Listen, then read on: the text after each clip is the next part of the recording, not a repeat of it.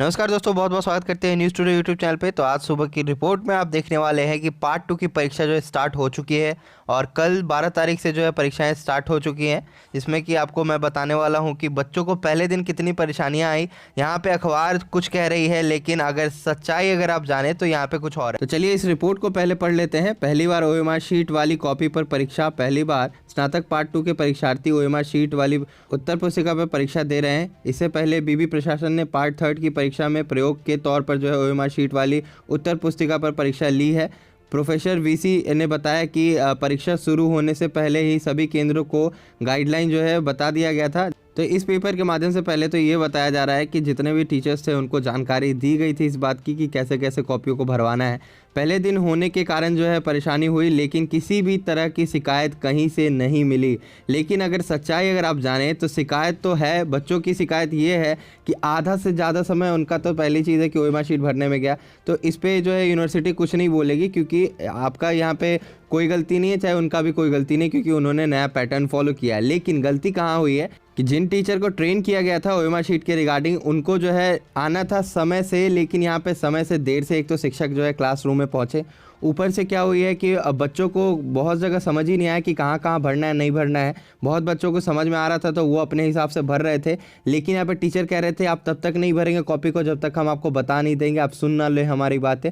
और उसके बाद ये बातें बताते बताते और बच्चों को भरते भरते तकरीबन आधा घंटा और 20 मिनट तो इसी में निकल गया। और ऊपर से ऐसा अगर हो रहा था, मतलब ये पैटर्न अगर फॉलो हो रहा था, तो टीचर्स को पहले आना चाहिए था, जिसमें कि बच्चों को दिक्कतें ना होती, क्योंकि उनकी टाइम जो है नहीं निकलती इतनी ज़्यादा। अब 1 बजे से परीक्षा स्टार्ट हो रही थी, जबकि 12:45 से परीक्षा की जो है टाइमिंग दी गई थी, जिसमें कि 15 मिनट में आपको जो ओएमआर शीट वगैरह जो है भरने का समय था। लेकिन इस 15 मिनट में इसलिए नहीं हो पाया क्योंकि टीचर्स टाइम से नहीं पहुँचे।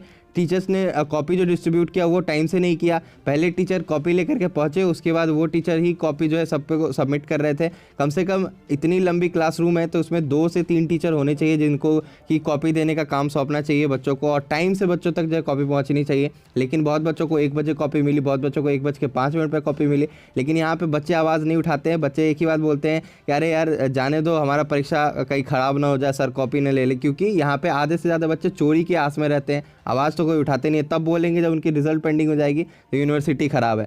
आप पहले खुद सही हो जाओ, उसके बाद यूनिवर्सिटी को बोलना। यूनिवर्सिटी तो पहले से ख़राब है ही, आपकी रवैया देख करके और ख़राब हो जाती है, क्योंकि आप जब ऐसा चाल चलोगे तो यूनिवर्सिटी भी कुछ ऐसा ही करेगी। अब बात करते हैं यहाँ पे कि ओएमआर शीट भरने में बच्चों को परेशानी कहाँ आ रही थी। जब उनको अपने यहाँ पे ओएमआर शीट पहले पेज पे देखने को मिला, तो वहाँ पे आपको अनुक्रमांक यानी कि रोल नंबर सबसे पहले ऊपर भरना था। उसके बाद आपको अपना नाम भरना था और क्रमांक संख्या जो कि कॉपी कोड था, तो कॉपी कोड आपको कुछ नहीं करना था, वो ऑलरेडी वहाँ पे प्रिंटेड था। उसके बाद आपको पंजीयन संख्या यानी कि आपको रजिस्ट्रेशन नंबर अपना भरना था, जो भी आपका था। पेपर कोड जो था आपके क्वेश्चन पेपर पे छपा हुआ था।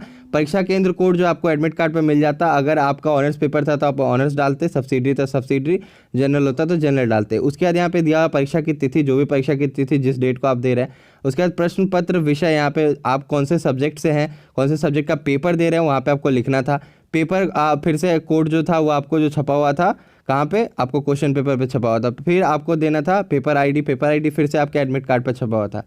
यहाँ पे फिर से कक्षा लिखना था। अगर आप बीए बीएससी बीकॉम के हैं, मैंने कल ही वीडियो बनाया था और आपको बताया था, और वहाँ पे बीए बीएससी के अगर आप है तो वहाँ वो लिखते हो। उसके बाद पार्ट 2 का आपका एग्जामिनेशन होता है तो पार्ट 2 आप लिखते हैं। अब इसी में आधे से ज़्यादा बच्चे जो है उलझे रहे हैं। अब यही चीज़ आपको कितनी बार लिखनी है, 3 बार लिखनी है। पहला आप यहाँ पे लिख लिए, दूसरा आपको भाग 3 में जाकर के फिर जो परीक्षार्थी के लिए जो दिया हुआ वहाँ पे भरना है। फिर आप भाग 4 में जाकर के भरोगे, वहाँ पे फिर परीक्षार्थी के लिए माता पिता सहित तक का नाम वहाँ पे देना है आपको नीचे, और आपको अपना डेट वगैरह सब कुछ भरना है। उसके बाद गोला करना है, भरना है। वो सारी चीज़ें मैंने पहले की वीडियो में बना दी है, वीडियो का डिस्क्रिप्शन में लिंक है, तो आप वो देख सकते हैं। तो इसके कारण बच्चों को सबसे ज़्यादा परेशानी हुई और टीचर्स भी लेट से आए, तो ये सारी दिक्कतें रही।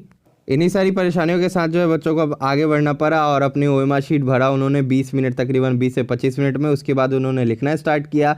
उसके बाद जो है उनकी टाइम किलिंग बहुत ज़्यादा होती चली गई, धीरे धीरे करके कुछ बच्चों का जो है कॉपी नहीं भर पाया, कुछ बच्चों के क्वेश्चन छूट गए।